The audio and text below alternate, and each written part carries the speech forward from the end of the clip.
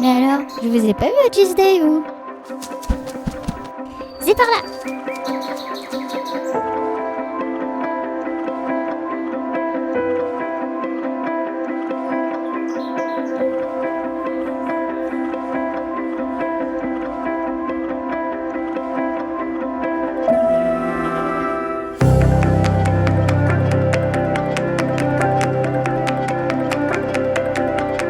Le JSD, c'est la journée qui met en avant en fait une technologie géomatique qui s'appelle les systèmes d'information géographique. En gros, c'est un outil qui permet d'optimiser la cartographie des territoires entre particuliers. Et le JSD, c'est un événement mondial.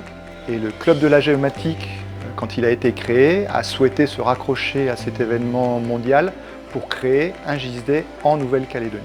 Le Club de la géomatique, c'est une animation de réseau.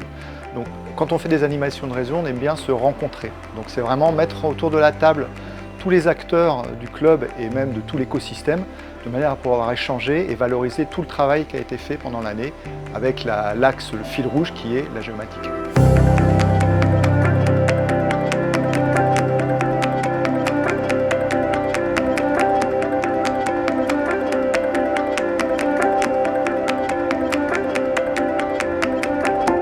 Alors le retour sur l'événement, déjà on a passé une première journée à vraiment rentrer dans le sujet de la géomatique avec de nouveau en fait un invité de taille, le directeur de Esri France qui est venu rebooster les troupes et rappeler quand même qu'on a un patrimoine de données assez exceptionnel en Nouvelle-Calédonie et une magnifique gouvernance, en tout cas il la trouve assez exemplaire, de communautés de géomaticiens engagés quand même depuis une belle durée.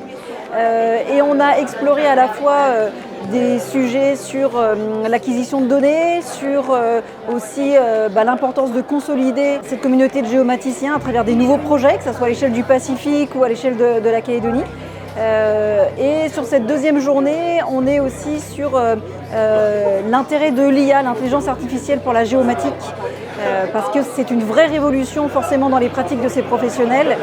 Et on a aussi la chance d'avoir l'expert Esri dans le domaine de l'éducation. Et donc ça fait partie des fils rouges aussi de ces 2 jours. C'est de comprendre comment la géomatique, elle peut être utilisée dans les cours de géographie, du collège, de l'université, des BTS, pour en faire forcément des professionnels qui savent utiliser les systèmes d'information, lire des cartes et puis forcément construire aussi des outils d'aide à la décision. L'idée, c'est que aujourd'hui, le numérique, il est dans notre quotidien et particulièrement dans le quotidien des jeunes. L'idée, c'était donc de se dire que l'utilisation des outils numériques, ça ne sert pas uniquement pour le loisir, ça sert aussi à comprendre des choses, à analyser, notamment dans le domaine de la géographie. Ça sert à analyser des dynamiques spatiales, des comportements territoriaux, ça sert à prendre des décisions en termes d'aménagement du territoire. Et donc ce sont des thématiques et des compétences que l'on travaille au sein des programmes adaptés de géographie. Et puis après, tout ce qui est IA, maintenant, pour éviter la digitalisation, la saisie d'entités ou autre, on peut utiliser déjà des modèles qui sont déjà préconfigurés, soit dans ArcGIS Pro, soit dans ArcGIS Online. Donc ça, je sais que les étudiants sont vraiment friands de ces nouvelles technologies et donc c'est des choses qui vont être de plus en plus utilisées. Le message aussi que j'ai fait passer aux collégiens, c'est que grâce à toute la donnée, ils vont pouvoir aussi agir pour la planète, pour la protection de l'environnement, etc. Alors c'est vrai que les données, c'est vraiment l'or grise, c'est vraiment le pétrole de la connaissance en fait des territoires. C'est comme ça qu'on va pouvoir gérer un territoire, aménager un territoire, développer et de plus en plus, parce que c'est ça les enjeux, le protéger des risques climatiques, des risques de feu. De surveillance également en fait, de la biodiversité, des écosystèmes, aussi bien sur la terre, mais aussi, et ça nous concerne, sur la mer.